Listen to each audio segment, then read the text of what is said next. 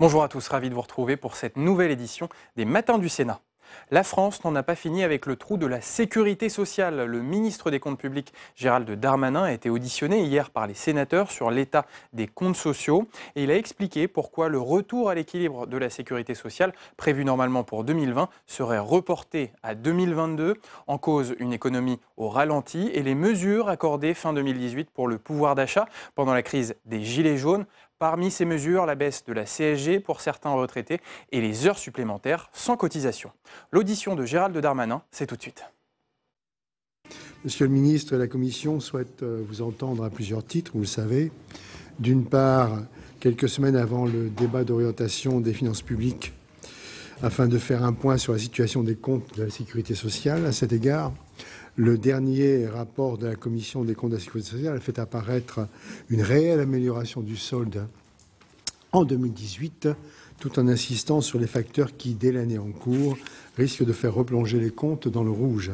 D'autre part, parce que nous n'avons pas eu l'occasion de débattre avec vous de l'avenir des relations financières entre l'État et la sécurité sociale depuis que vous nous avez remis le rapport du gouvernement sur la question. Or, il s'agit clairement d'un sujet politique qui mérite justement, à nos yeux, un vrai débat. Enfin, parce que la réforme constitutionnelle pourrait, peut-être, revenir à l'ordre du jour du Parlement, sans doute expurgée de ces dispositions relatives à l'examen des lois de financement de la sécurité sociale, ce que vous pourrez peut-être aussi nous confirmer. Néanmoins, vous pourriez aussi nous préciser si, à vos yeux, avec ou sans réforme constitutionnelle, des évolutions du cadre organique régissant la loi de financement de la sécurité sociale vous semblent souhaitables. Vous voyez, notre du jour est plutôt riche. Je vous donne donc la parole pour un exposé liminaire avant que les membres de la Commission, venus très nombreux vous écouter, puissent vous interroger. Je vous laisse immédiatement la parole. Merci Monsieur le Président, Monsieur le rapporteur général, Mesdames et Messieurs les sénateurs. Je suis très heureux de vous voir, d'abord parce que le ministre du Budget, au mois de juin, est pris par les discussions budgétaires et que pour changer les discussions budget d'État, je serais heureux de parler du budget de la sécurité sociale. La diversité, c'est la meilleure chose. Exactement. Exactement. D'abord, permettez-moi de vous remercier de la tenue de ce débat qui va nous permettre de parler de l'année 2018, comme on l'a fait devant la Commission des comptes de la sécurité sociale. Monsieur le rapporteur général était d'ailleurs présent et moi, je crois qu'il y a eu l'occasion peut-être de rendre compte des débats que nous avons eus, ainsi que d'autres parlementaires. Exactement. Et pas simplement, effectivement, dans la discussion sous le prisme de l'État, mais de l'ensemble des comptes publics, puisque vous savez que la dépense sociale, ça représente à peu près 50%, je la fais très vite, des dépenses publiques de la puissance publique. Et quand on parle dépenses publiques ou quand on parle déficit public ou quand on parle dette, on y inclut bien sûr la dépense sociale. Il s'agit donc d'un moment de vérité pour le gouvernement, que cette année 2018 qui a été exécutée étant la première année de l'exercice plein du mandat du gouvernement, que je copartage avec Madame Buzyn pour les comptes sociaux.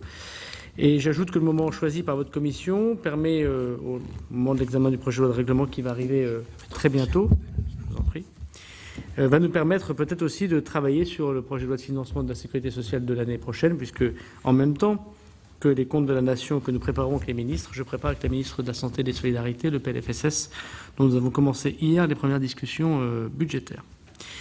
Je voudrais peut-être répondre rapidement aux interpellations que vous avez mises en place. D'abord sur les dispositions du projet de loi constitutionnel, même s'il devait revenir, je n'ai pas autorité sur l'agenda d'une histoire compliquée, mais allons-y avec quelques idées simples. J'en profite pour vous dire qu'effectivement, lors de la révision constitutionnelle qui pourra être présentée, il n'y a effectivement pas de remise en cause du financement de la sécurité sociale par un projet de loi spécifique. Il y avait d'ailleurs de la part du ministre des Comptes publics la proposition de même faire un troisième texte qui aurait pu être un projet de loi de finances pour les collectivités locales. En revanche, le ministre des Comptes publics a évoqué, même si cette idée n'a pas été retenue, donc ce ne sera pas la proposition qui est faite, me semble-t-il, au Parlement, et même si la présidence de la Commission des finances de votre Assemblée, avec le rapporteur général, je crois, travaille sur des propositions internes au fonctionnement, effectivement, de cette future loi constitutionnelle, il y a peut-être une petite dichotomie à avoir les recettes et les dépenses un peu séparées dans deux textes, parfois avec des parlementaires. Parfois, les parlementaires suivent les deux textes. Mais enfin, entre l'État et la sécurité sociale, et je me permets d'évoquer effectivement le fait que pour les Français, les choses ne sont pas déconnectées. Ils sont sans doute très attachés au système de la sécurité sociale, des cotisations et les choses soient un peu séparées avec un certain nombre de discussions avec des organismes professionnels ou des syndicats. Mais pour les Français, les impôts sont les impôts, les dépenses sont les dépenses, et parfois ils ont du mal à comprendre les décisions politiques, et parfois nous-mêmes d'ailleurs, lorsqu'elles sont si séparées dans plusieurs textes. Donc si nous pouvions, au lendemain de la réforme constitutionnelle, par les travaux du gouvernement, mais sans doute encore plus des parlementaires, améliorer la lisibilité de nos décisions pour que chacun comprenne là où on va en dépenses comme en recettes, et que l'un a des conséquences sur l'autre, et que par ailleurs nous pouvons respecter effectivement le texte spécifique et celui du PLFSS, je crois que nous aurons bien travaillé pour la démocratie et pour la République. Vous avez évoqué la question de la relation entre l'État et la sécurité sociale. C'est aussi une ténébreuse affaire, puisque depuis très longtemps désormais, on a créé des tuyaux un peu partout qui sont difficilement compréhensibles. Nous avons souhaité demander à des hommes spécialistes de pouvoir travailler, après les très nombreux travaux parlementaires, sur la question des relations entre l'État et la sécurité sociale. Ces travaux existent. On vous a effectivement rendu le rapport qui a été commandé, qui d'ailleurs, je voudrais me permettre de corriger, si vous me permettez, Monsieur le Président, a été en partie voté par votre Assemblée comme celle de l'Assemblée nationale, notamment sur la question des flux de TVA, de la compensation de l'un pour de l'autre. Alors il y aura d'autres sujets. La Commission des comptes a évoqué la question de la défiscalisation, par exemple, des heures supplémentaires, dont sous Nicolas Sarkozy, qui avait décidé une mesure similaire, les choses avaient été compensées par l'État, si j'ose dire. Le choix a été fait inverse pour ce qui est du PLFSS. J'ai dit avec la ministre de la Santé et de la Solidarité que nous en reparlerons, notamment dans le cadre du PLFSS. Mais comme la ministre de la Santé a aussi fait voter, par ailleurs, un transfert d'agences, qui aujourd'hui sont des agences qu'on pourrait qualifier de régaliennes, mais dont elles ont un lien évident avec la sécurité sociale et le médicament, par exemple, pour les transférer sur le PLFSS, la question se posera des relations entre l'État et la sécurité sociale. Et d'ailleurs, on pourrait même imaginer que d'autres sujets qui sont des dépenses manifestement sociales ou de santé puissent être mis du côté de la sécurité sociale, avec des transferts peut-être adéquats. Je pense notamment à l'AME, dont la question pourrait se poser, et qui est posée d'ailleurs par des députés à l'Assemblée nationale, ou d'autres questions qui se poseront dans le cadre de la réforme systémique des retraites. En tout cas, cette réforme, ces liens entre l'État et la sécurité sociale, c'est évidemment très important. Très important en tuyauterie, mais très important aussi pour comprendre qui paye quoi, et notamment qui décide quoi. Et je crois que le principe général de chacun chez soi, qui était grosso modo, je caricature les quelques centaines de pages du rapport, me paraît être effectivement une bonne politique. C'est une bonne synthèse. Voilà, j'essaie de chacun chez soi, c'est pas si mal. En tout cas, que ceux qui payent décident, voilà, et ceux qui décident payent. Voilà, ça évite de faire des économies sur les autres. Sur le redressement des comptes que vous avez bien voulu évoquer, effectivement, on peut se féliciter de la bonne exécution des comptes de sécurité sociale en 2018 et qui démontre plusieurs choses. D'abord que ce redressement des comptes, il s'est consolidé malgré un ralentissement très important, conjoncturel, du deuxième semestre 2018. Il est vrai, le premier semestre 2018 nous a aidés par des recettes supplémentaires à équilibrer les comptes sociaux, c'est tout à fait remarquable, mais qu'au deuxième semestre, nous avons, malgré les difficultés que la France a connues, et je pas besoin de le rappeler, permis quand même de continuer le redressement des comptes sociaux. Ensuite, il démontre que les comptes sociaux, désormais proches de l'équilibre, même si la question se posera effectivement pour l'année 2019, vous avez posé une question d'actualité à la ministre, voilà, me semble-t-il, un mois, qui évoquait un certain nombre de décisions post-Gilets jaunes et post-grand débat. Je pense notamment à l'abaissement de la CSG qui avait été décidé, ou à la réindexation, enfin bref, des mesures que nous connaissons. Ce sera peut-être un peu moins vrai pour l'année 2019. Nous avons pu financer les mesures de pouvoir d'achat en faveur des actifs décidées, et c'est la meilleure des situations d'équilibre des comptes, ou du déséquilibre des comptes, connues depuis 2001. Et je pense que de ce point de vue, il faut saluer tous les travaux qui ont été faits auparavant par les deux gouvernements qui se sont succédés, notamment sur la question des retraites, qui a permis évidemment par des mesures courageuses et parfois impopulaires de rétablir ces comptes. La bonne tenue effectivement de notre économie, singulièrement dans l'année effectivement 2018, mais également les mesures d'économie qu'on a d'ailleurs imposées, quels que soient les gouvernements, notamment aux familles d'une part, mais surtout à la santé d'autre part. Je pense que la logique politique voudrait que souligner que c'est un ensemble général qui a permis d'améliorer les comptes sociaux. Nous avons donc pu mesurer pu soutenir les mesures de pouvoir d'achat décidées par le président de la République et soutenues par le Parlement et notamment par le Sénat. Je pense bien entendu d'abord à la baisse des cotisations salariales, chômage et maladie de 3,15 points, et puis ensuite des mesures décidées par la suite par le Parlement et par le gouvernement. Ça veut dire qu'on pouvait, et je pense que c'est le grand acquis de la loi de règlement, sociale, ou en tout cas la commission des comptes de la sécurité sociale. On pouvait à la fois améliorer le pouvoir d'achat de nos concitoyens, rétablir les comptes en profitant notamment, mais pas simplement de la conjoncture, mais aussi sincériser les comptes. Je rappelle que le gouvernement, suite au rapport des parlementaires et du Sénat en particulier, mais aussi de la Cour des comptes, a pris en année 2017 et 2018 des moyens pour sincériser les comptes, et singulièrement les comptes sociaux. Je crois d'ailleurs que c'est un grand acquis de ce gouvernement que de parler de chiffres qui correspondent vraiment aux dépenses. Concrètement, le solde du régime de sécurité sociale et du FSV s'établit à moins 1,2 milliard d'euros en 2018, soit une amélioration de quasiment 4 milliards par rapport à 2017. Deux branches restent déficitaires, la branche maladie et la branche vieillesse. À l'inverse, la branche AT-MP demeure excédentaire et la branche famille le redevient après 15 années de déficit. Vous me permettrez d'ajouter que ces résultats sont conformes aux prévisions que vous avez votées d'ailleurs en loi de financement. Je pense que ça rassurera monsieur le rapporteur général qui se posait des questions bien légitimes sur la sincérité des inscriptions budgétaires, puisque celle-ci prévoyait un déficit d'à peu près 1 milliard d'euros. Dans le détail, le solde définitif de la branche famille est proche donc de la prévision, celui de la branche maladie meilleur qu'attendu, et ceux des branches vieillesse et des régimes AIE et AT-MP sont un peu dégradés, mais je crois que tout ça rentre, en tout cas la Cour des comptes l'a relevé, dans l'effort de sincérisation que nous avons évoqué. Je rajoute que l'ONDAM a été tenu à 2,3% pour la deuxième année successive, ce qui n'est pas si facile, puisque 0,1 point d'ONDAM, comme vous le savez, c'est 200 millions d'euros, donc l'épaisseur du trait est très petit, sachant que l'ONDAM, c'est une masse de 200 milliards. Donc piloter un ONDAM de 3 en étant sûr de sa prévision, c'est quand même quelque chose qui est assez remarquable. On en remercie les équipes. Et comme en plus cet ONDAM nous a permis d'être bien géré, y compris en pilotage de l'année, on a pu rendre 300 millions d'euros aux hôpitaux, c'est-à-dire qu'ils ont pu effectivement baisser l'endettement pour une partie d'entre eux, baisser leur endettement. Je pense que ça fait du bien à tous les territoires, même si la question des hôpitaux, évidemment, est une question compliquée.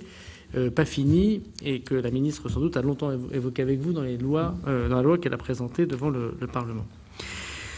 Vous avez évoqué plusieurs sujets, je n'y reviendrai peut-être pas sur l'état sécu puisqu'on l'a évoqué en propos liminaire. Sur la compensation des mesures d'urgence, je crois que ça reviendra également dans le PLFSS puisque vous avez choisi effectivement de soutenir les propositions d'urgence du gouvernement pour ce qui est la majorité sénatoriale, et on vous en remercie.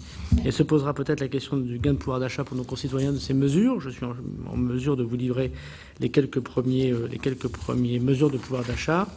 Et vous avez évoqué plusieurs critiques. Je voudrais ici y répondre depuis 2 ans que nous nous connaissons sur la façon dont nous gérons, et notamment nous gérons les principes ou les propositions que nous avons faites dans la commission des affaires sociales. D'abord, la majorité sénatoriale a voulu effectivement qu'il y ait moins de dépenses, mais s'est opposé à la réduction des montants et plafonds de la prime à la naissance et de l'allocation de base prestation d'accueil du jeune enfant. On aura sans doute l'occasion de parler de la famille dans le prochain PLFSS, qui nous intéresse toutes et tous, dont on voit bien qu'il y a plusieurs questions de principe et plusieurs questions de méthode que nous devons trancher peut-être dans le PLFSS.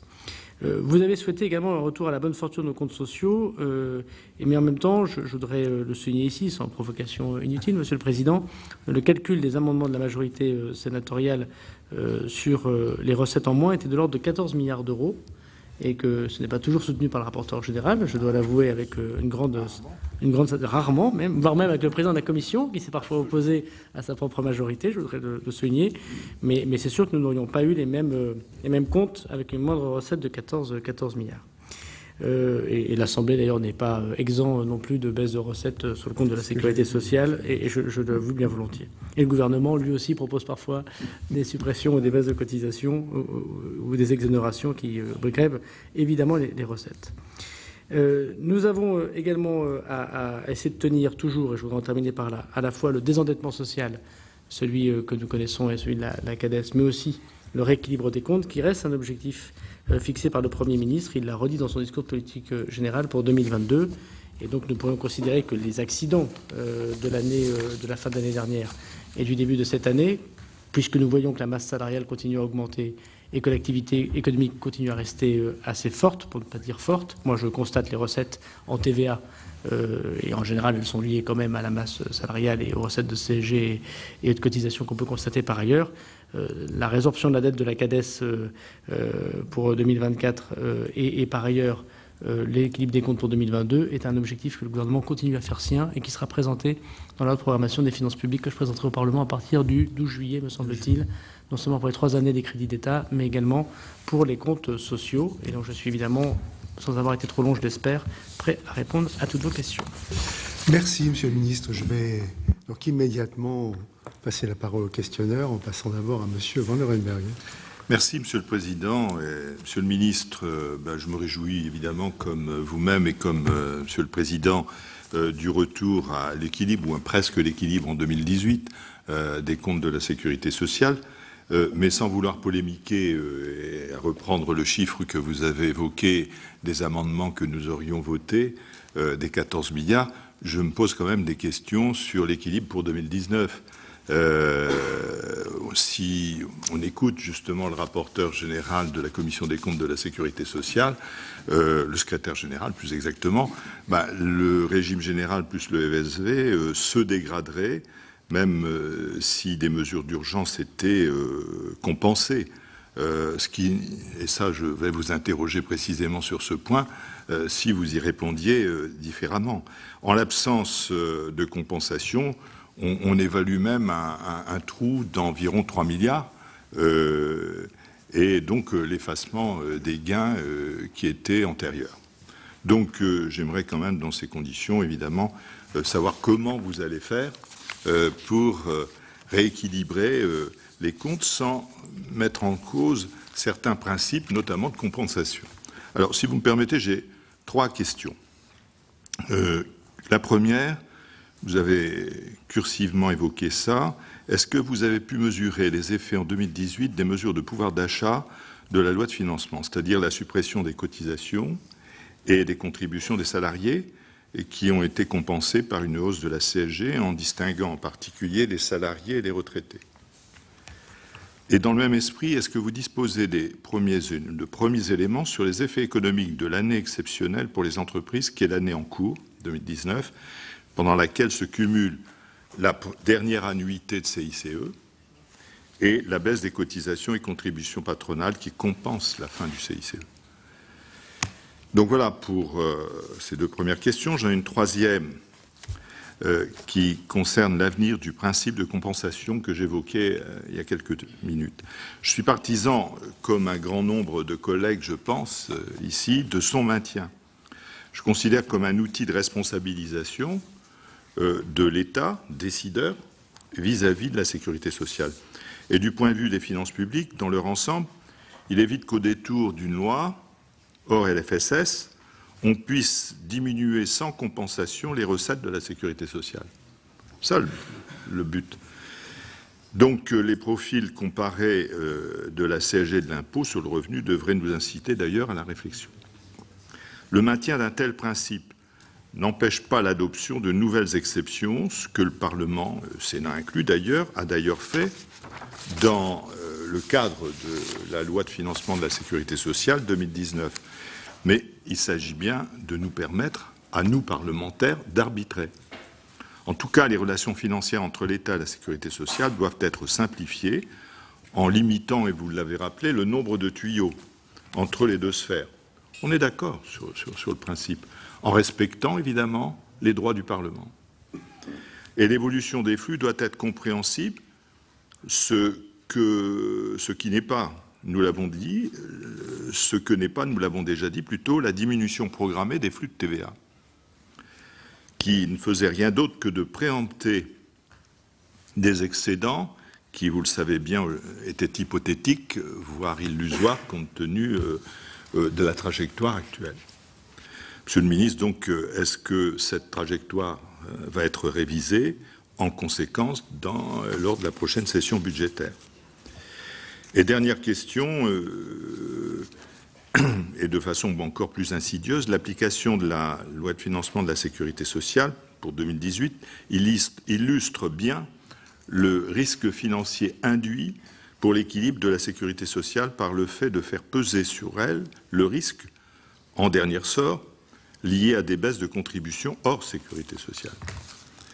Dès la première année, sur une masse financière encore relativement limitée, on relève une perte sèche de 103 millions d'euros pour les différentes branches puisque la diminution de contribution chômage remboursée à l'UNEDIC s'est élevée à 9,6 milliards, 630 exactement, tandis que la part de TVA affectée en compensation à la COS n'a été que de 9,527 milliards. Il y a donc un écart, un gap de 100 millions.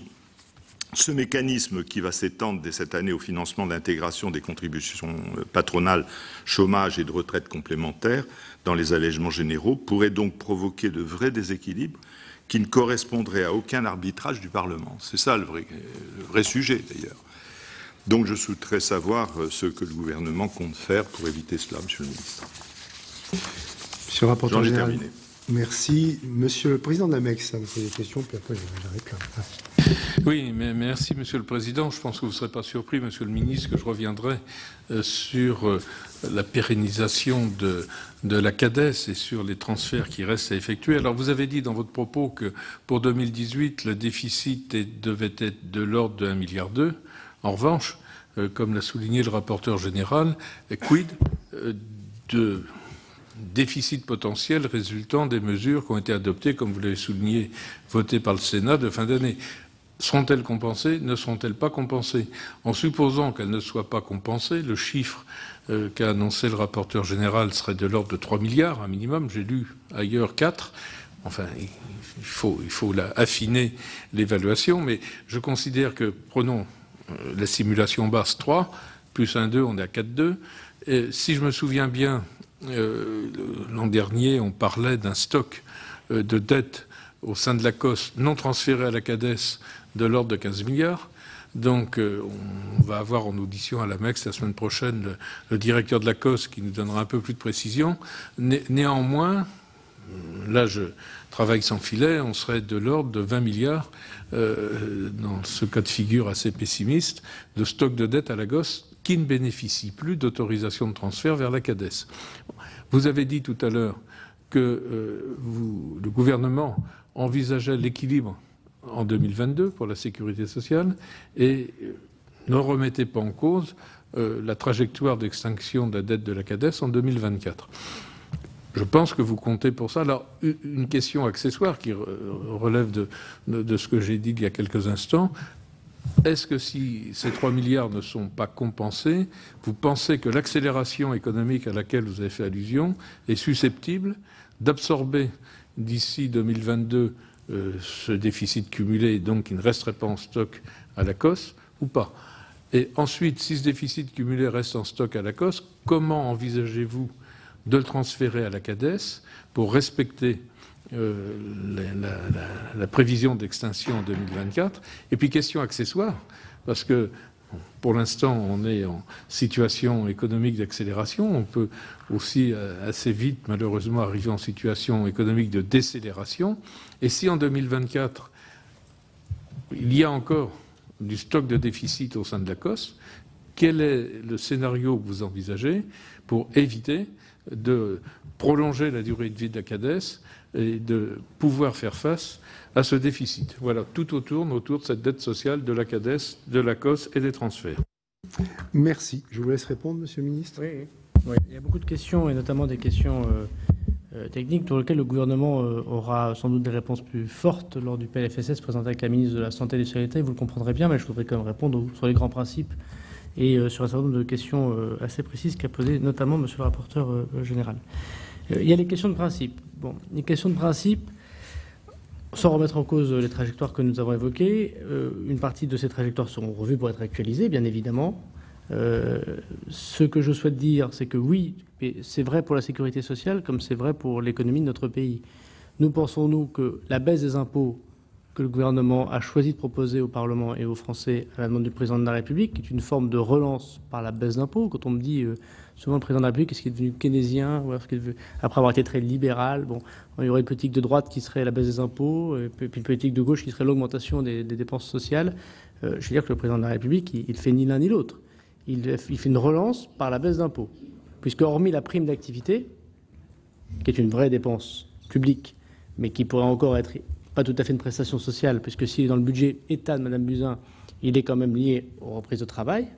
Le président de la République, il n'a pas choisi d'augmenter les retraites, d'augmenter le SMIC, d'augmenter le RSA.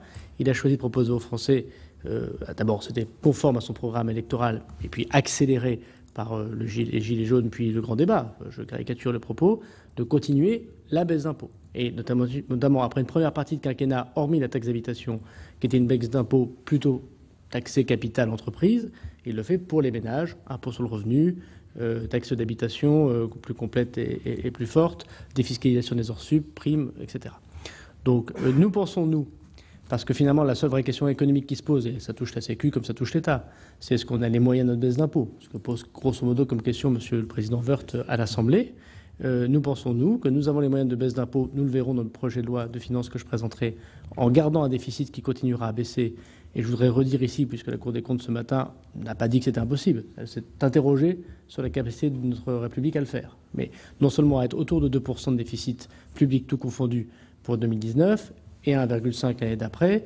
Donc nous continuerons à baisser. Je rappelle que quand je suis arrivé en responsabilité nommé par le Premier ministre, nous étions à 3,4% de déficit tout entendu. On aura donc fait, si nous sommes à 2%, 1,4, c'est-à-dire 28 milliards de baisse de déficit public, Sécu, plus État et un peu collectivité locale, même si les choses sont un peu différentes.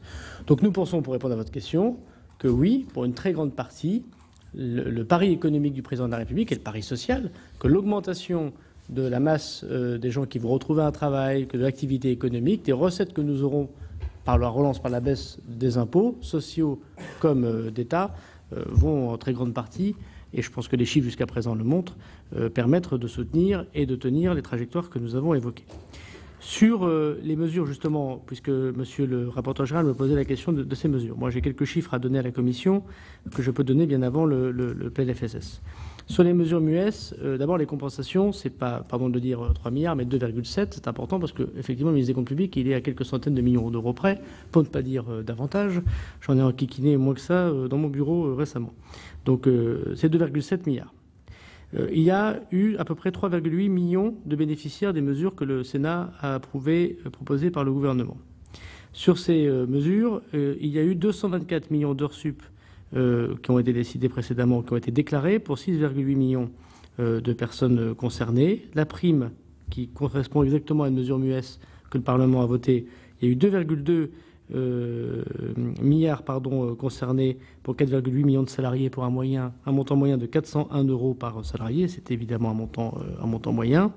Et désormais, la CSG ne concerne plus qu'un tiers des retraités, pour répondre à la question de monsieur le rapporteur général. Et pour le CICE, l'année de relance bascule que nous vivons en ce moment, CICE allègement, c'est l'équivalent d'un point de PIB de relance, c'est-à-dire 20 milliards d'euros. Nous pensons, enfin en tout cas les notes du Trésor montrent que c'est autour de 0,2 d'amélioration de croissance de PIB, pour à peu près 100 000 emplois créés. Nous pensons que le double compte de cette année va permettre la continuité de la baisse du chômage et nous aurons l'occasion de vérifier que ces prévisions, comme toujours, méritent d'être regardées une fois que l'année a été réalisée. Mais en tout cas, c'est les chiffres sur lesquels nous pensons que cette relance de 20 milliards, ce double compte de 20 milliards, donnera dans notre économie. Nous pensons également que, en tout cas, c'est les chiffres que j'ai eus du 18 juin de la direction du Trésor. Nous avions parié pour 1% d'augmentation de pouvoir d'achat pour l'ensemble des Français, tout confondu, salariés et retraités. Et nous voyons qu'aujourd'hui, cela, d'après les derniers chiffres, augmente encore, puisqu'on serait à 1,4%. Je cite une note du Trésor du 18 juin de cette année. C'est la dernière prévision que nous avons. Il faudra évidemment le constater. C'est la plus grande augmentation de pouvoir d'achat. Alors évidemment, les statistiques, elle est générale et elle pose sans doute d'autres questions pour tel ou tel public que concernent les Français, aidés par les mesures notamment que vous avez bien voulu approuver. Vous avez posé la question de... On aurait pu le faire plus tôt, d'ailleurs, si on avait suivi le Sénat sur la CSG, d'ailleurs. Je ne vous ai pas entendu, monsieur. Je veux pas. Vous avez posé la question, monsieur le rapporteur général, de finalement des relations État-sécurité sociale. Bon, d'abord, je voudrais redire ici que de manière générale, que ce soit le social ou le fiscal, lorsqu'on parle de mesures fiscales ou sociales, d'impôts, de prélèvements obligatoires, il vaut mieux que ça se passe en loi de finances, PLFSS ou PLF, qu'au gré des lois. Parce que sinon, on se retrouve à la fin à faire les comptes et à considérer que c'est facile de discuter d'exonération, mais si à la fin, quand on fait les comptes, les mêmes qui font les exonérations nous reprochent qu'il n'y a pas assez de recettes, je le dis pour tout le monde, hein, c'est pas, y compris d'ailleurs pour les ministres, hein, je crois qu'on devrait garder le monopole de la fiscalité dans ces lois fiscales et ces lois fiscalo-sociales, pardon de le dire ainsi, du PLF et du PLFSS.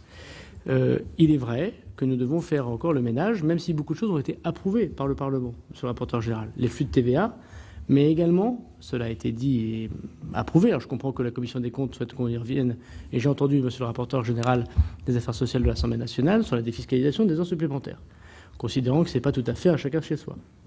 Bien.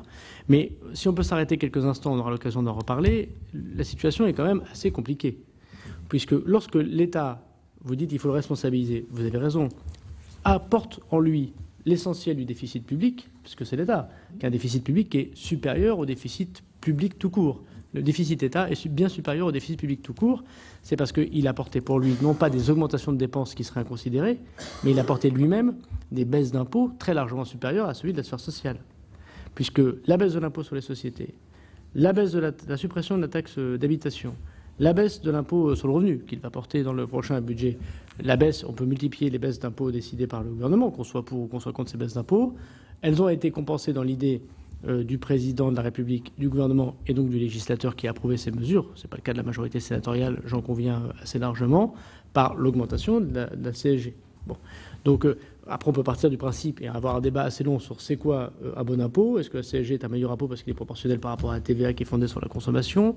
Est-ce que l'impôt sur le revenu est un impôt? Bon, on peut aller assez loin, mais du fait, comme il y a des impôts affectés dans chacun des deux sphères, il n'est pas tout à fait anormal de considérer qu'il y a quand même des relations entre l'État et la sécurité sociale qui ne sont pas à voir que du point de vue de l'exonération de charges. Quand l'État décide des exonérations de charges, il apparaît normal, c'est le principe du rapport que nous avons approuvé collectivement, j'ai l'impression, qui est de dire que chacun doit payer ce pourquoi il décide. Mais lorsqu'il y a d'énormes transferts décidés par la volonté du législateur, si ce n'est du peuple au moment de l'élection présidentielle, en imaginant qu'il ne vote pas exactement et totalement pour un programme présidentiel, on pourrait revenir sur cette question, et il est normal de se poser la question en général. Je voudrais quand même souligner que oui, l'État doit de l'argent à la sécurité sociale, et parfois à l'UNEDIC, même si c'est objectivement très compliqué de le faire à l'euro près, on ne disconviendra pas. En même temps, il y a des mesures sociales santé qui sont payées par l'État sans compensation. Si vraiment la vérité est faite chacun chez soi, il y a des dépenses sociales santé qui sont votées, qui sont votées dans le budget État sans compensation par la sécurité sociale. Je terminerai par dire que quand l'État fait des baisses d'impôts très importantes pour les entreprises et permet une augmentation de l'emploi, il permet une augmentation de recettes de la sphère sociale, puisque quand on fait la baisse de l'impôt sur les sociétés, enfin en tout cas on peut partir de ce sujet-là, ou quand on supprime l'ISF, on pourra encore discuter sans doute politiquement de ce sujet-là, et qu'on a une augmentation de la masse salariale et de la baisse du chômage, c'est bien que quelqu'un a fait l'effort de baisse de fiscalité, et la recette est ailleurs, puisqu'elle est manifestement aussi dans la sphère sociale. Donc c'est une question très compliquée. Je pense que l'idée du chacun pour soi est une très bonne idée. Je pense que nous devons, quoi qu'il arrive, se dire qu'il ne devait pas y avoir transfert avant le rétablissement des comptes. Je pense que ça, c'est un point aussi très important. Et que pour l'instant, les questions de relation entre l'État et la sécurité sociale, si elle est importante, monsieur le rapporteur général, elle est un tout petit peu moins pressée du fait que les comptes ne sont pas si bons que prévus pour l'année 2019, du fait des mesures décidées par le gouvernement. Donc on a un petit peu de temps pour discuter, me semble-t-il, mais c'est une question très, très, très importante, bien sûr. Pour ce qui est de vos questions plus particulières sur la CADES et sur la façon dont on fera les choses, je crois que à la fois la galanterie, mais aussi les arbitrages définitifs que le gouvernement doit proposer au Parlement et singulièrement au Sénat se fera en présence de Madame la ministre de la Santé et des Solidarités. Je pense que vous le comprendrez, monsieur le sénateur. Il n'a pas l'air de comprendre. Je passe désormais la parole à monsieur Daudigny. Merci, Monsieur le Président. Monsieur le Ministre, merci pour votre exposé. Vous connaissez parfaitement le dossier et vous l'exposez avec talent. Moi, je voudrais revenir sur ce principe de la différenciation entre la sécurité sociale et le budget de l'État. La sécurité sociale a une histoire qui est fondée sur le caractère assurantiel, sur la solidarité entre les bien portants et les malades, solidarité entre les générations, avec une histoire de gestion paritaire dont on sait qu'il n'en reste plus beaucoup dans la réalité des faits aujourd'hui. Et je veux maintenir cette différenciation, même si comme vous l'indiquez, il y a des points qui lient l'un à l'autre. Je pense que nos compatriotes sont attachés à la sécurité sociale qui est là pour venir compenser ce qu'on appelle généralement les accidents de la vie, même si c'est difficile de considérer que la branche famille, ce sont des accidents de la vie. Alors, je voudrais illustrer le propos sur deux éléments.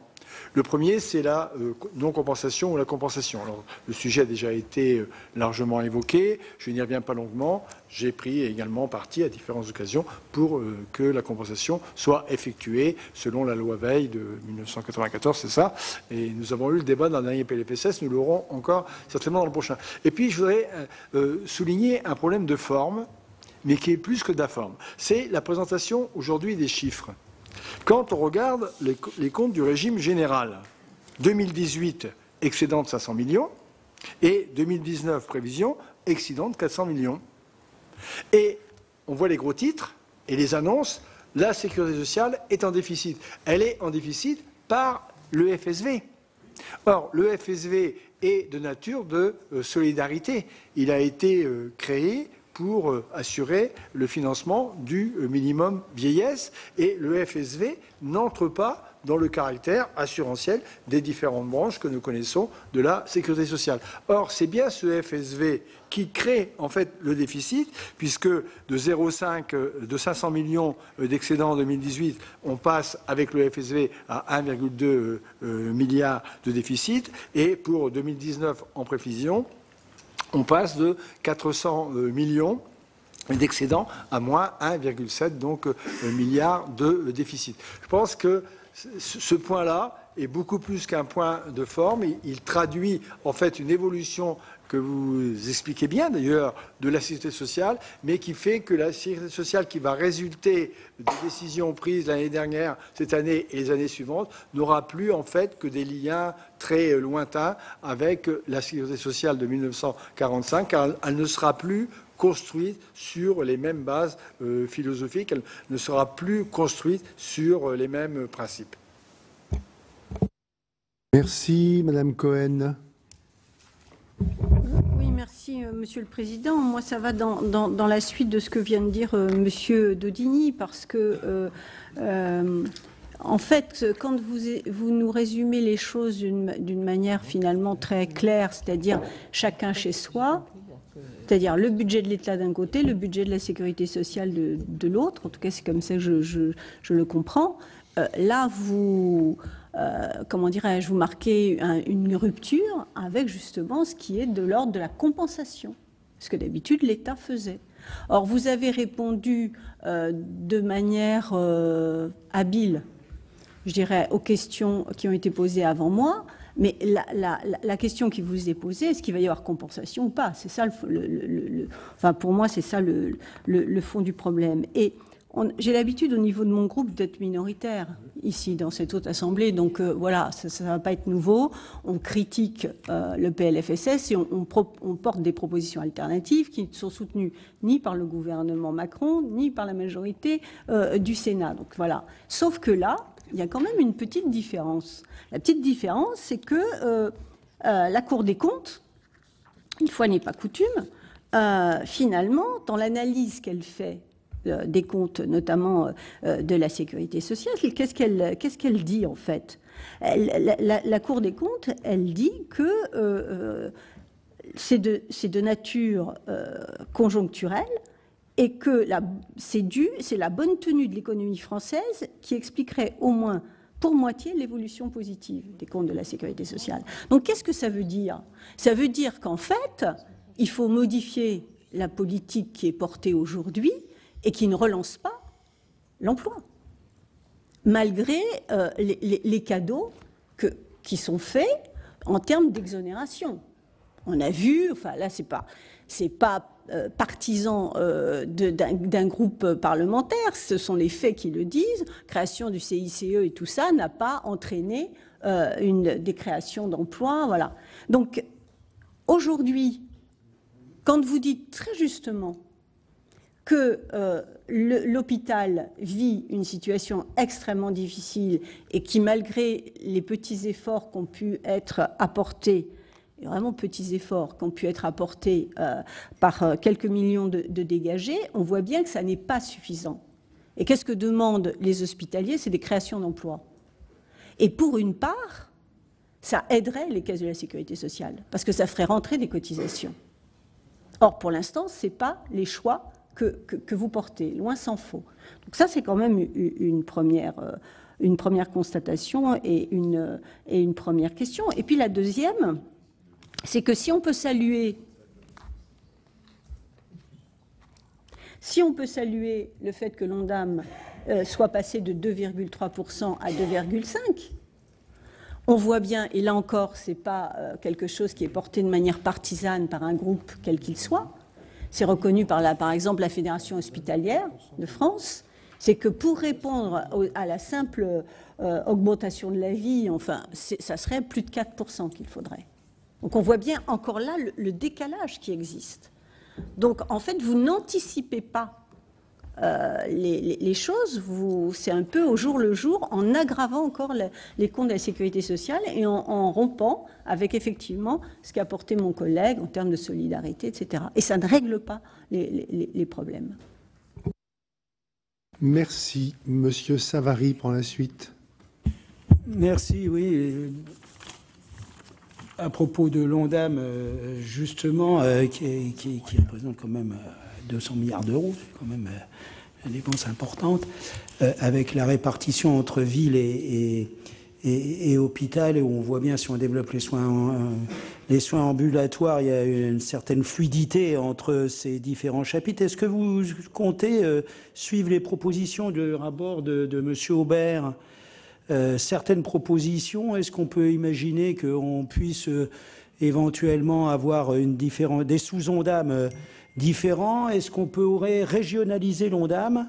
Parce que c'est une question qu'on avait évoquée en commission des affaires sociales, où on pourrait penser qu'il y a un intérêt à régionaliser la santé compte tenu de la complexité fonction des territoires, dans un certain nombre de mesures à prendre en ce qui concerne les soins et surtout la prévention.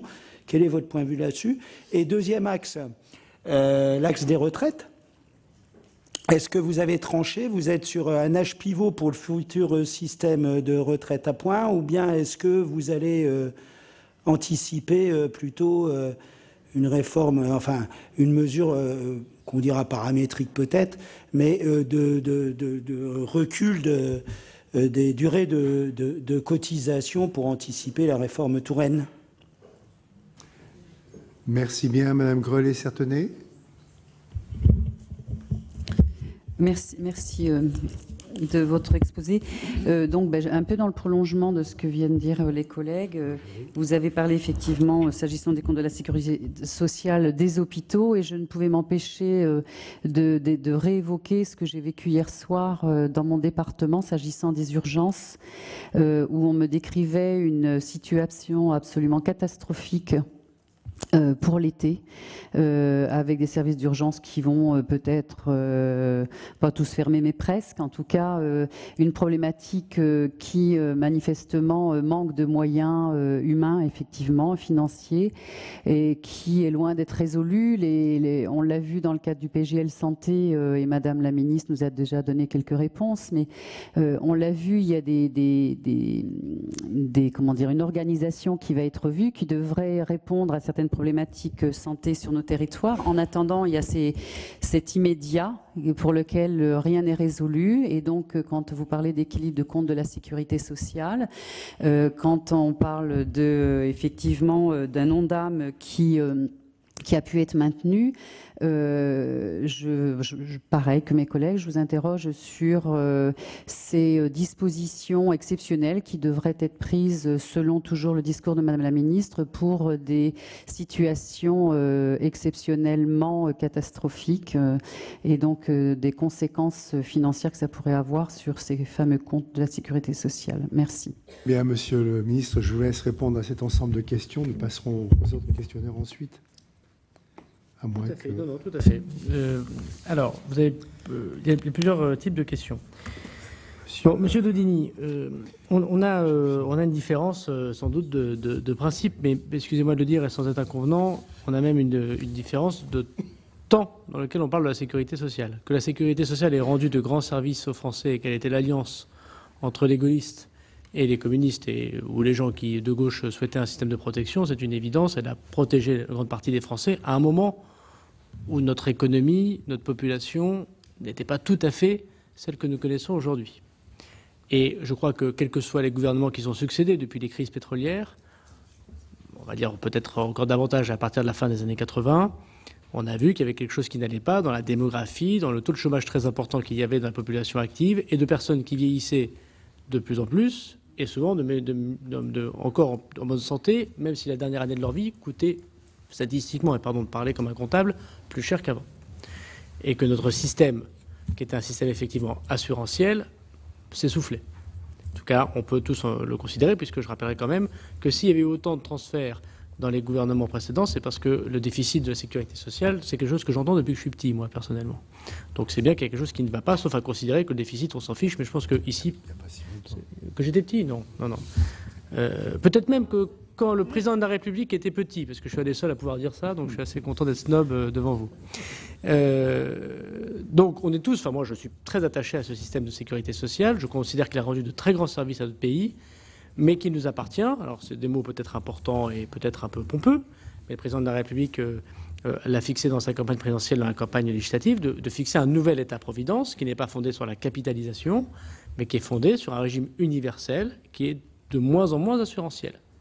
Et après tout, Monsieur Daudigny, on peut se poser la question de savoir si le statut professionnel, s'il garantit plus par ses cotisations la solidarité, vous parlez notamment des choses qui sont propres à la solidarité, le minimum vieillesse, ça peut être d'autres sujets, plutôt que l'impôt. Et pardon de le dire, mais de plus en plus, et le gouvernement que vous avez soutenu précédemment n'a pas fait exception, de moins en moins c'est financé par les cotisations et de plus en plus par l'impôt. Or, CSG, c'est quasiment 100 milliards aujourd'hui. Et 100 milliards, ce n'est pas l'État d'Emmanuel Macron qui l'a fait. Je signale quand même, je vous renvoie au PLFSS voté et proposé par le gouvernement précédent, c'était de plus en plus l'impôt, et peut-être que, alors nous on ne considère pas que c'est un mal, qui a remplacé les cotisations. Et c'est quoi la réforme par points des retraites, puisqu'on évoque les retraites, si ce n'est que c'est plus tout à fait une question de cotisation, sinon on n'aurait pas 42 régimes, mais c'est fondé sur quelque chose d'universel, parce que je crois que les Français ils sont aussi très attachés à l'égalité de traitement, quel que soit le métier qu'ils aient fait, et que les choses ne soient pas regardées selon qu'ils sont cheminots, fonctionnaires ou indépendants agricoles, mais parce qu'ils souhaitent que désormais 1 euro cotisé. Bon. Donc, il y a une question de philosophie, mais elle est respectable d'un côté comme d'autre, me semble-t-il. C'est est-ce qu'on garde un système public-privé, public d'un côté et privé de l'autre? On a tous choisi plutôt le public. Je dis ça assez largement, même si en soi le privé n'est pas condamnable. On a souhaité quelque chose qui ressemble à la solidarité nationale, à part qu'au lieu d'être fondé sur une solidarité assurantielle, par l'assurance, elle est fondée de plus en plus par l'universel. C'est pour ça que quand on fait la réforme de l'assurance chômage et qu'on remplace les cotisations par la CSG, on dit justement l'État a le droit de dire ce qu'il pense, puisque ce ne sont plus les cotisations des gens qui financent l'assurance chômage, uniquement, bon, je caricature pour le besoin de la démonstration, et afin que je puisse aller faire mes autres réunions budgétaires après, monsieur le rapporteur général, et vous livrer à vos autres occupations très nombreuses, évidemment. Donc, vous avez raison sur votre constat. La différence que je voudrais évoquer avec vous, c'est que nous l'assumons et que ce n'est pas du tout fait en catimini. Par ailleurs, moi je trouve que c'est un peu facile de sortir le FSV parce qu'on l'a toujours compté. Et là, c'est sûr que si on retire des choses qui sont déficitaires, donc quelque chose qui est excédentaire, à la fin on dit bon, moi je crois que c'est les FSV, ça rentre dans les chiffres que nous avons toujours présentés et il faut évidemment le calculer, sinon on considère qu'effectivement on n'a plus d'efforts à faire. C'est toujours régime général plus FSV. C'est vrai, comptablement ça a toujours été présenté comme ça, mais de plus en plus on a amalgamé. Non, mais d'accord, mais enfin, le minimum vieillesse, moi je veux bien. Non, c'est vrai. Je veux bien ce qu'on veut, mais c'est quand même enfin, quelque chose. La solidarité le paye bien un jour, quoi. Voilà. Donc bon, on aura cette discussion sans doute encore dans l'hémicycle. Madame Cohen a posé plusieurs questions. Alors d'abord, je voudrais revenir sur son constat. Oui, madame, je l'ai dit, mais comme la Cour des comptes l'a dit, je pense qu'il faut avoir le bonheur, sans doute, de le souligner, que c'est la bonne tenue de l'économie qui explique en partie, pas totalement, mais en partie les améliorations de recettes. Bon. Mais cette bonne économie, elle n'est pas tombée du ciel. C'est bien parce que l'État a pris des mesures que vous avez pu combattre sans doute, mais je comprends tout à fait votre position politique, elle est tout à fait respectable. Et peut-être que d'autres politiques économiques auraient été plus efficaces ou aussi meilleures, on ne pense pas, mais enfin, on peut le penser. Vous avez tout à fait le droit de le penser, mais c'est parce qu'on a fait une baisse de fiscalité, une suppression d'impôts sur le capital, et parce qu'on a amélioré les conditions, notamment de l'accès au marché du travail pour nous, qu'on considère qu'effectivement, on a amélioré l'économie et donc on a plus de recettes. Qui de la poule et l'œuf est arrivé le premier? Je crois que l'histoire ne se refait pas. En tout cas, moi, pardon de dire, je ne suis pas d'accord avec vous, ça ne s'empire pas, ça s'améliore. On devrait tous être contents de dire que le chômage baisse, même s'il pourrait baisser plus peut-être encore. Juste, madame, vous précisez que le troisième mois de l'année 2019, je ne parle pas de l'année dernière, qui avait déjà connu 70 000 emplois créés en bout de 3 mois, c'est 93 800 emplois de plus selon l'INSEE qui ont été créés dans les 3 premiers mois de l'année. Je vous renvoie à la publication du 12 juin dernier. Et grâce à ça, grâce à cette baisse du chômage, qui s'explique pas simplement sur l'effet du hasard, nous pouvons améliorer des recettes. Alors bien sûr, vous me dites, le CICE, ça a démontré que, bon, d'abord, on n'en est pas tout à fait persuadé, mais c'est parce que nous considérions au gouvernement que le CICE était quelque chose qui n'était pas tout à fait respectable dans le fond de la politique publique qu'on devait mener, qu'on a proposé un allègement de charges. On transforme le CICE en allègement de charges. Justement, nous faisons la transformation pour qu'il n'y ait pas d'effet d'opportunité, que certains d'entre vous peuvent dénoncer, mais que ça va directement pour l'emploi salarié. Alors, on peut considérer que les allègements de charges, ce n'est pas un vrai problème en France pour embaucher, mais ça, on a une discussion politique qui me dépasse un petit peu, en tout cas qui dépasse cette commission.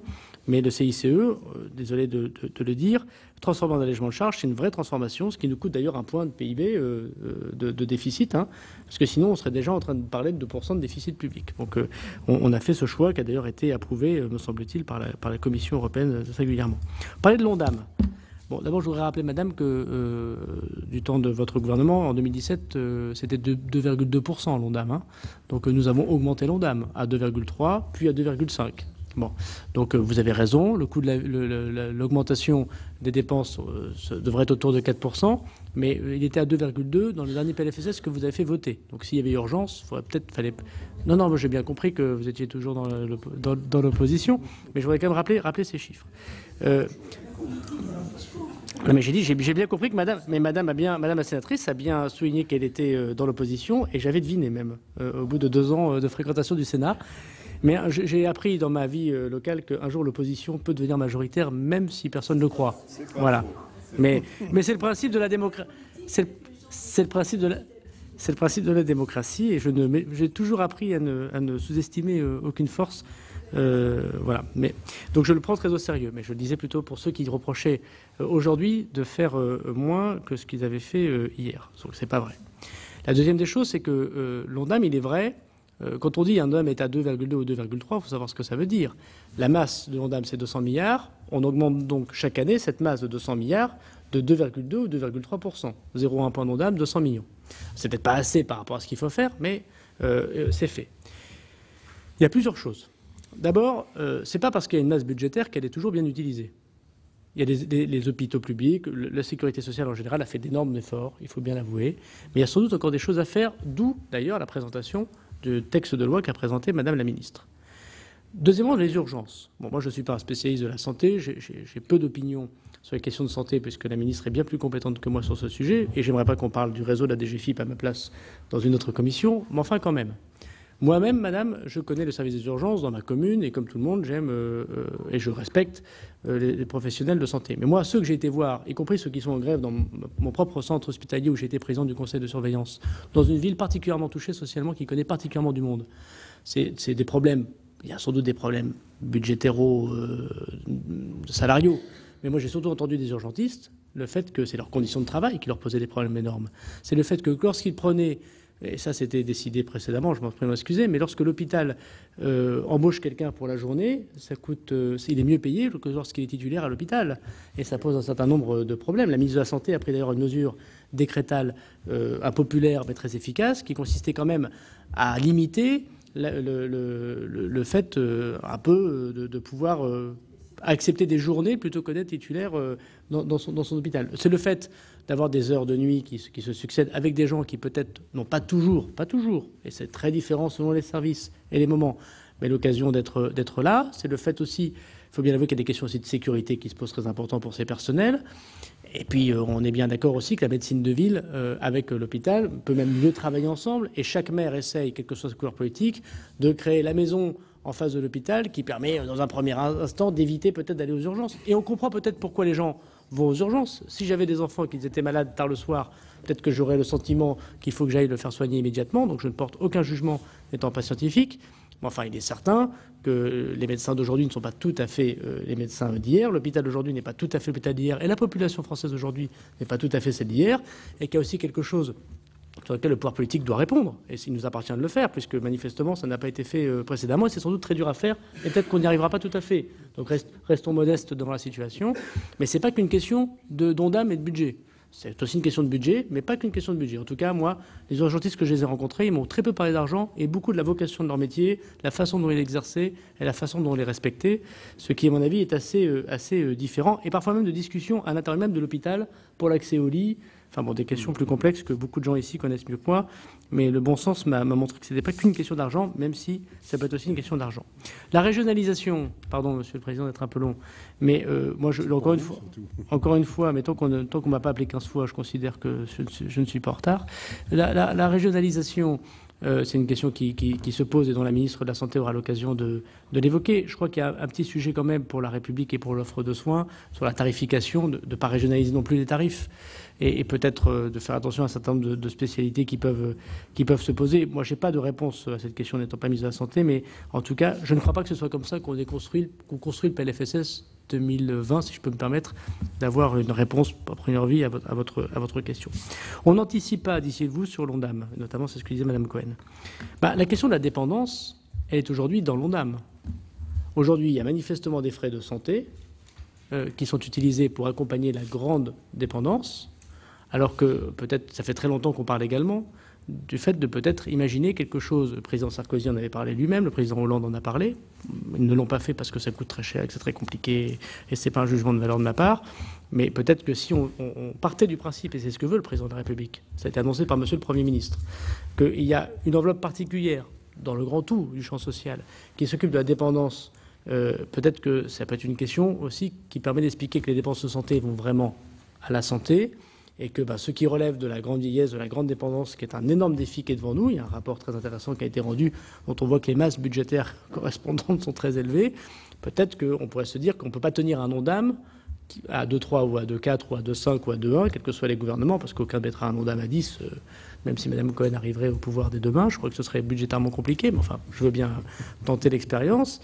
La vérité, c'est que tout le monde est en face, pour le coup, des réalités, et qu'il faut trouver, vu les coûts que ça va générer, peut-être quelque chose d'autre que de le mettre à l'intérieur de l'ONDAM. Qu'est-ce qu'on a choisi, Monsieur Savary, puisque j'ai un peu répondu, si vous me le permettez, à la question de l'ONDAM. Qu'est-ce que vous allez faire sur les retraites? Bon. Michel Rocard, me semble-t-il, disait que c'était les retraites, une réforme qui pouvait faire sauter 10 gouvernements.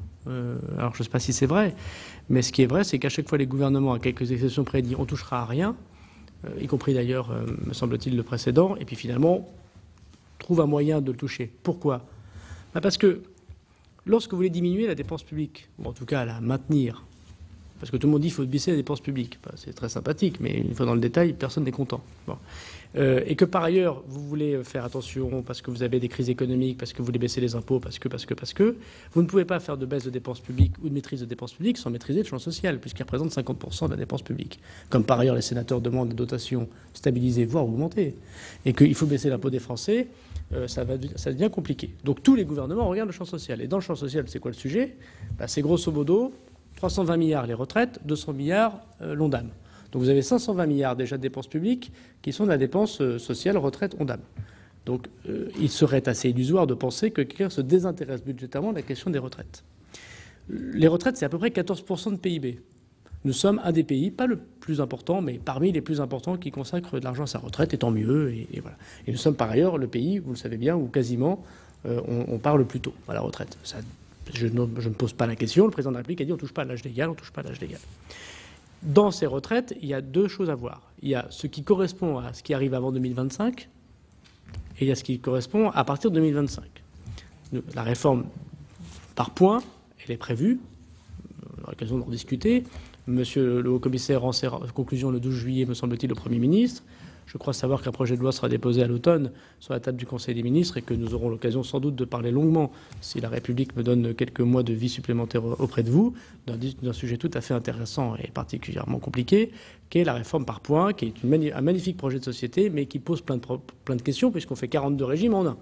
Et que c'est facile à dire et évidemment compliqué à faire. En attendant, c'est la question que vous posez, est-ce que nous faisons une réforme paramétrique? En gros, est-ce que sans arriver à une réforme par points, vous touchez soit à l'âge légal, la réponse est non, soit à l'âge de départ effectif à 100%, avec une surcote ou une décote? Vous n'avez parlé que de la décote, on peut également parler de surcote. Pardon? Bon, ben, j'en parle.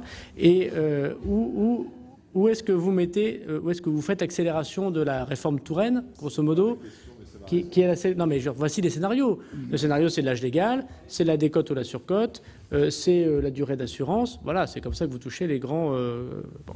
Le gouvernement essaye de proposer au Premier ministre, dans le cadre du PLFSS, des mesures qui correspondent aux annonces du président de la République dans le grand débat et aux annonces du Premier ministre dans le discours de politique générale. Qu'a dit le président de la République? Il a dit on ne touche pas à l'âge légal. Je m'y suis engagé pour la campagne présidentielle parce que ça remettrait en cause l'accord que j'ai eu avec la nation et ça mettrait en cause la réforme par points proposée par le haut-commissaire.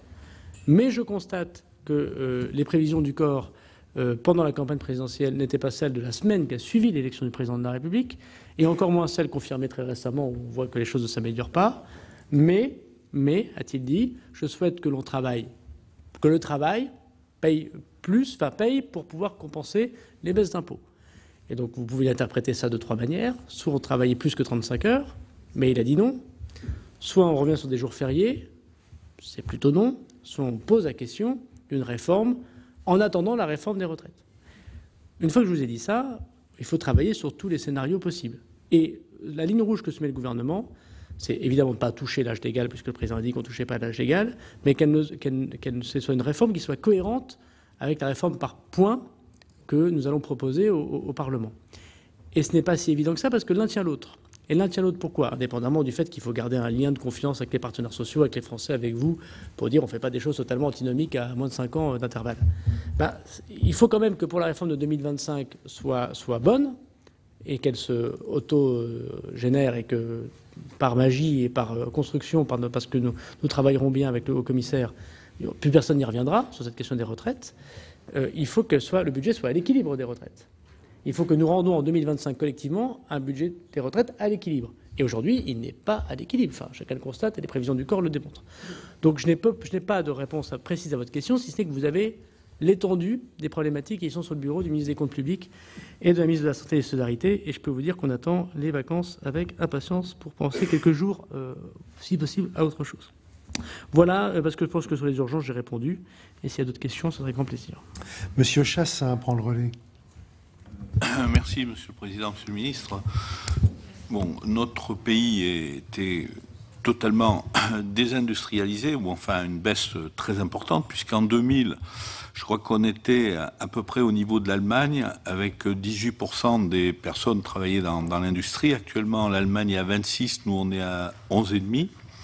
Et donc je pense que les mesures, le pari que vous avez fait, c'est avec bien sûr le CICE, la diminution des charges, notamment les deux CICE 2018 et 2019 qui diminuent bien sûr les charges, et on arrive à avoir l'heure à peu près du niveau en moyenne du niveau de l'Allemagne.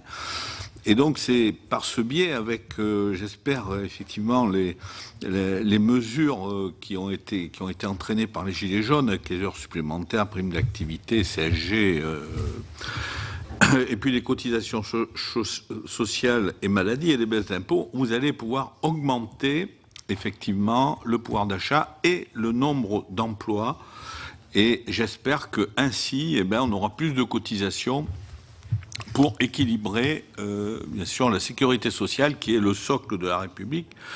Et j'espère que, effectivement, on n'aura pas trop de déficit, bien que, si vous avez dit celui qui décide paye, ça va quand même entraîner, effectivement, le budget de l'État va être obligé à ce moment-là de compenser, notamment dans les heures supplémentaires, ou alors la sécurité sociale sera augmentée.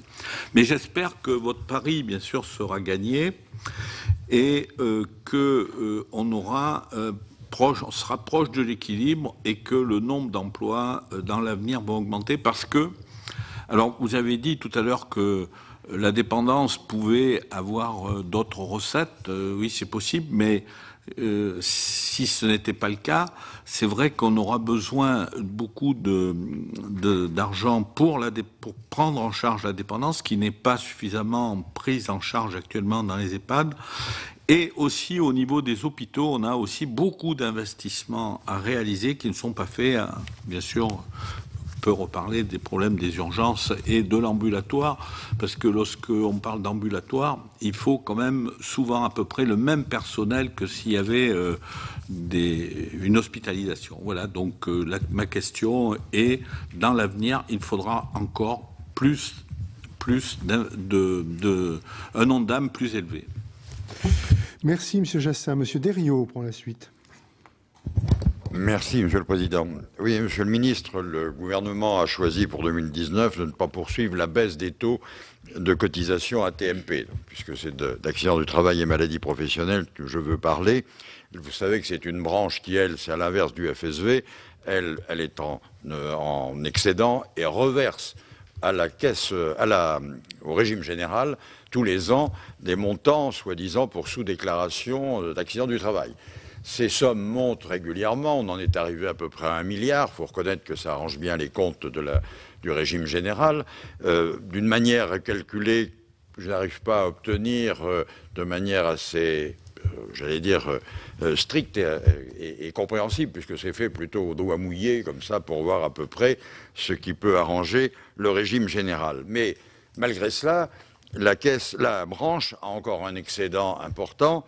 Et justement, ne serait-il pas possible d'utiliser cet excédent, par exemple, pour que les CARSAT puissent recruter des ingénieurs de prévention supplémentaires, puisque dans ce qui est prévu dans la loi, c'est-à-dire les CEPOM, eh bien, la prévention est majeure. Et là, manifestement, les CARSAT manquent de personnel pour pouvoir le faire. Et pourtant, c'est extrêmement important, puisque c'est grâce à ça aussi que finalement les accidents du travail en nombre diminuent. C'est parce que la prévention déjà a augmenté et doit poursuivre cette augmentation. Alors c'est pourquoi, d'une part, s'il était possible de trouver une solution, et je fais confiance au ministère que vous dirigez, pour trouver une formule comme lui seul sait le faire, c'est-à-dire trouver une formule à laquelle peut-être personne ne comprendra rien, sauf le service lui-même. Mais c'est déjà pas mal. Au moins, on peut s'appuyer sur quelque chose, alors que là, jusqu'à présent, on demande aux entreprises, puisque ce sont les entreprises qui payent, c'est d'ailleurs pour ça que c'est en excédent régulièrement, et donc de pouvoir compenser justement par des embauches supplémentaires dans les CARSAT pour pouvoir développer ce problème de prévention qui est primordial pour combattre les accidents du travail et les maladies professionnelles. Merci. Merci. Et enfin, Monsieur Hainaut. Oui, Monsieur le Président, Monsieur le Ministre, vous avez évoqué la question fondamentale du système universel ou système assurantiel. Mais est-ce qu'au fond, ce n'est pas un faux débat? Parce que le système assurantiel reposait sur la taxation du travail. À partir du moment où on fixe l'objectif d'alléger les charges sur le travail, on est pratiquement contraint de renoncer pour partie, voire pour tout, au système assurantiel. Alors, au fond, est-ce que c'est vraiment un choix politique ou est-ce que le choix politique, c'est pas plutôt sur la question de savoir est-ce qu'au moment où le travail se raréfie, il ne faut pas alléger les charges sur le travail et à ce moment-là, évidemment, le système n'est plus assurantiel et donc il faut le remplacer par un système universel. Voilà, première question. Et la deuxième question, c'est quand même une époque particulière de voir des taux d'intérêt négatifs. Alors c'est une bonne nouvelle, ça veut dire que la France est un bon risque, prenons les bonnes nouvelles quand elles sont là, mais en même temps ça peut aussi être une tentation, voire un poison si on était tenté de relâcher la maîtrise de la dépense publique. Et donc comment vous vivez cette période de taux d'intérêt négatifs? Est-ce que vous saisissez cette période pour faire en sorte d'accélérer la mutation? Voilà, Monsieur le Ministre, c'est à vous. Je vais commencer par la dernière question. La France, elle emprunte aujourd'hui, en tout cas elle a emprunté, avant qu'il ne devienne négatif, ils ont été négatifs que pendant 2 jours, monsieur le sénateur, les taux, à 0,11. Alors on dit c'est la Banque centrale européenne qui a une politique accommodante. D'ailleurs, la Banque centrale américaine sans doute continuera. Et certains disent d'ailleurs que des taux trop bas fait qu'il y a une aversion au risque et donc ça annonce la crise économique qui arrive. Bon, il y a toujours, De Gaulle disait que les économistes, c'est des gens qui vous expliquent pourquoi ce qu'ils ont prévu finalement n'est pas arrivé. Donc j'en sais rien. Tout ce que je peux vous dire, c'est que c'est pas parce que simplement la Banque centrale européenne est accommodante qu'on a des taux bas. Ça joue. Mais je regarde l'Italie, et pendant que moi, avec Bruno Le Maire, on emprunte à 0,11, l'Italie emprunte à 2,42. La même Banque centrale, la même monnaie, et pas très très loin l'un de l'autre. Alors vous me direz, l'Allemagne, elle, structurellement, emprunte parfois des taux négatifs, donc elle gagne de l'argent sur ce qu'elle emprunte. Si nous appliquions les taux italiens aux taux français, c'est-à-dire si nous avions reçu une aide de la Commission européenne pour refaire notre budget, et si les gens considéraient que le prêt à la France était un risque, comme prêter à l'Italie, manifestement, les financiers considèrent que c'est un risque, toujours très embêtant quand on a 100% quasiment de dette, ou pas loin, nous devrions, l'année prochaine, payer 15 milliards de plus de taux d'intérêt. La France n'a pas les moyens de payer 15 milliards de taux d'intérêt. Et donc nous aurions deux obligations, soit diminuer de façon extrêmement forte les dépenses publiques, et je ne suis pas sûr que le ministre des Comptes publics prenne le temps beaucoup de discuter avec les chambres et avec ses collègues devant cette urgence. Certains l'ont fait dans d'autres pays, ça a été très très vite, les Italiens, bon bref. Ou alors augmenter très fortement les impôts, et sans doute faire un peu des deux pour trouver 15 milliards. Donc d'abord, le ministre des Comptes publics, il se réjouit d'avoir des taux d'intérêt bas, parce qu'il n'a pas les moyens de payer 15 milliards sur le budget de la nation l'année prochaine.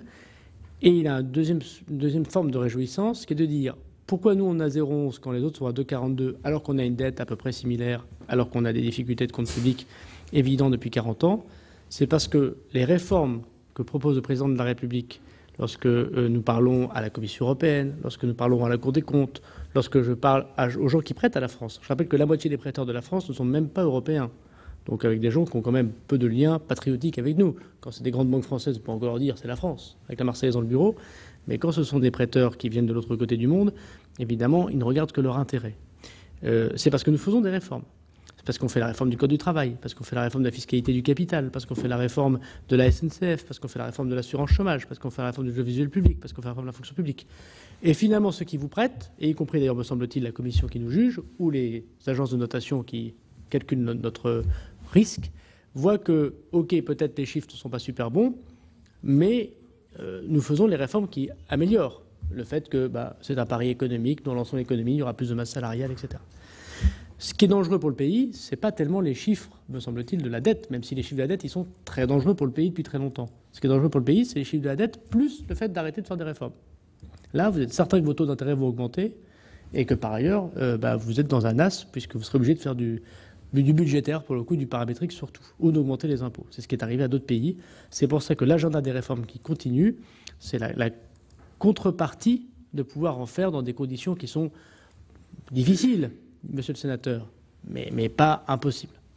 Alors après, il y a une troisième option. C'est des gens qui disent, moi j'ai lu ça dans les journaux, comme la dette est pas chère, on n'a qu'à emprunter.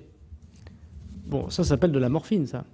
Parce que d'abord, on emprunte à des moments assez court, c'est moins de 10 ans en général nos emprunts. Donc le stock de dette se renouvelle assez vite. Puis encore une fois, si en moins de 6 mois, si en moins d'un an les taux d'intérêt augmentent au niveau italien, nous serions pris à la gorge. Donc moi je ne pense pas du tout que ce soit de la morphine. J'ai parfois un débat dans l'hémicycle, mais notamment avec mes camarades communistes à l'Assemblée comme au Sénat, qui nous disent, grosso modo, d'abord, il y a ceux qui disent, c'est pas ce qu'on dit les communistes. Mais M. Mélenchon me dit dans l'hémicycle, la dette n'existe pas. La France n'est un pays qui peut... Non, c'est pas ce que disent les communistes. Non, je distingue Jean-Luc Mélenchon des communistes. Non. J'ai pas dit le camarade Mélenchon, j'ai dit mes camarades communistes et M. Mélenchon. C'est très différent. Je ne confonds pas Fabien Roussel et Jean-Luc Mélenchon quand même. Jean-Luc Mélenchon me dit mais la dette n'existe pas. Je caricature encore une fois les propos du président Mélenchon, mais c'est bien ce que ça veut dire. La France ne pourra pas être mise en faillite. C'est quand même la France. Bon. Et puis il y a ceux qui disent mais enfin regardez, l'argent n'est pas cher, on est quand même la France, empruntons puisque finalement c'est maintenant qu'il faut emprunter quelque part, puis on fera des économies plus tard. Ça je pense que c'est mortel pour notre pays parce que beaucoup de gens se sont posés ce genre de questions et on sait tous que le jour où ça reviendra, et ça reviendra, on aura bien travaillé pour la nation si on ne considère pas ce propos. Pour répondre à un dernier propos sur comment je sens les choses, je préférais quand même être le ministre du budget allemand, même si je suis très patriote et très fier d'être français, qui lui se pose la question devant les commissions parlementaires de comment il distribue les excédents. Alors que moi je suis en train de vous dire comment on essaie de réduire le déficit. Et se poser la question de savoir comment on redistribue des excédents, Vous avez vu ce que font les Allemands, là, ils redistribuent l'excédent notamment à leurs fonctionnaires, notamment à leurs enseignants. C'est pas pareil que de gérer le déficit. Mais pour arriver à des excédents, il a fallu 20 ans de gestion plus compliquée, sans doute, que celle que nous avons pu connaître sous quelques gouvernements que ce soit.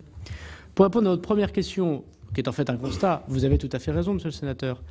Le système universel qui remplace l'assurantiel est inscrit dans la politique générale d'exonération, d'abaisse, d'allègement, parce qu'on est parti du principe, qui à mon avis est un bon principe, mais qui peut se discuter d'un point de vue politique. Est-ce que c'est le coût du travail qui fait qu'on a handicapé notre économie et que finalement il y a eu des délocalisations et que... Voilà. Alors, certains pourraient vous dire aussi c'est le coût de l'énergie. On pourrait avoir le même débat sur l'énergie nucléaire. Voilà. Mais moi, je pense effectivement le coût du travail a contribué à rendre, notamment notre région, je partage notre région au sens large du terme, je rajoute monsieur le rapporteur général ou même la sénatrice, dans des conditions où le travail était moins intéressant qu'ailleurs en Europe et dans le monde, et que l'allègement général qui a été suivi par tous les gouvernements réformistes, y compris d'ailleurs ceux qui se disaient socialistes, parce qu'on a bien vu qu'il y a des comparaisons avec plus ou moins d'ailleurs d'actions. Bah oui, en supprimant ou en allégeant ou en exonérant des cotisations, on a mis fin à un système assurantiel, on l'a remplacé par l'impôt.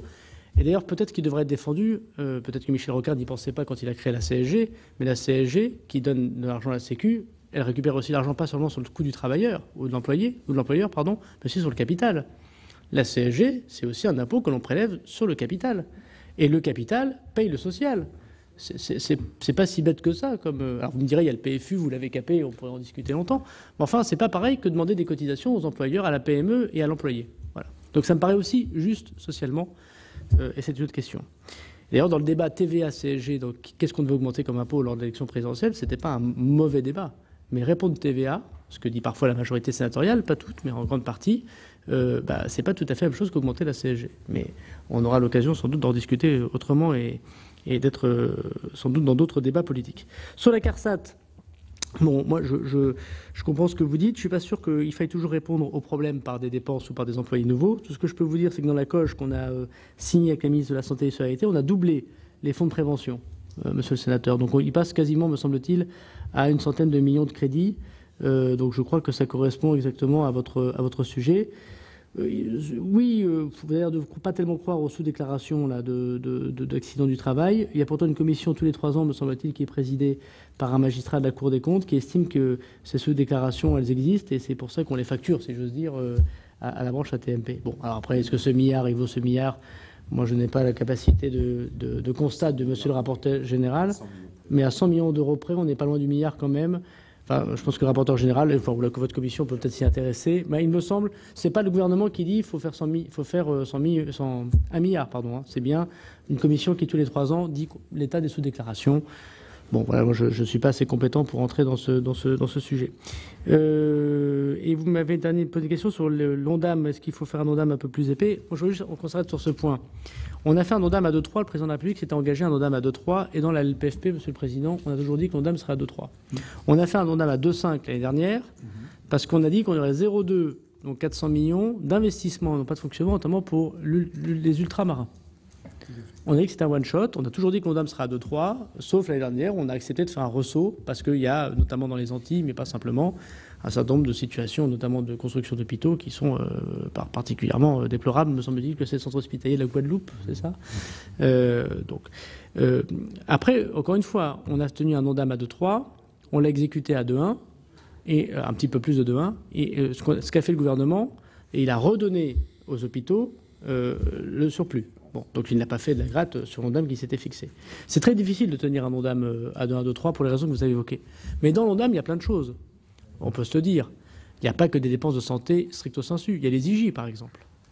Hein, dans l'ONDAM, il n'y a pas que des dépenses de santé. C'est pas simplement les hôpitaux et il y a la médecine de ville. Il y a l'homéopathie. Je ne voudrais pas ici évoquer un certain nombre de sujets. Il y a... Non mais d'accord. Enfin, dans l'ONDAM, il y a beaucoup de choses. Ce que je veux dire, c'est que mais chacun le sait ici, mais je voudrais le rappeler, c'est pas simplement un lien direct totalement avec la santé des uns et des autres dans les hôpitaux. Donc il y a des questions qui se posent très importantes, comme les indemnités journalières. Beaucoup de gouvernements y ont réfléchi, beaucoup de parlementaires aussi. Puis devant l'obstacle, parfois, on reculait, hein, je l'entends, mais l'ONDAM n'est pas qu'une dépense de santé. Donc je ne suis pas sûr qu'il faille juger de l'efficacité de notre système de santé que par rapport à la progression de l'ONDAM. Il y a eu des moments où l'ONDAM était à 6-7%, notamment il y a 10 ans, me semble-t-il, un peu plus de 10 ans. Bon, pour autant, depuis que là également je suis petit, j'entends toujours des crises dans les hôpitaux, parce que je pense que le métier de soignant et d'aide-soignant est très compliqué, très difficile. Il y a une concurrence très forte avec le privé, qui s'est spécialisé et qui a parfois fait partir un certain nombre de praticiens du public. Il y a une question de numerus clausus, voilà. Donc il n'y a pas qu'une question d'argent, même si c'est aussi une question d'argent. Il faudra donc attendre 2022 pour voir le retour à l'équilibre des comptes de la sécurité sociale. Le ministre des Comptes publics, Gérald Darmanin, l'a annoncé aux sénateurs. Le déficit de la Sécu pourrait atteindre plus de 4 milliards d'euros en 2019 à cause des mesures accordées aux Gilets jaunes. Gérald Darmanin a défendu ces mesures censées relancer l'économie et favoriser le pouvoir d'achat, mais il a assuré qu'elles seraient bien compensées d'une manière ou d'une autre dans le prochain budget qui sera débattu à la fin de l'année 2019. C'est la fin de cette émission, merci de l'avoir suivi. Vous pouvez revoir tous nos programmes sur notre site internet publicsénat.fr. Très bonne journée sur Public Sénat.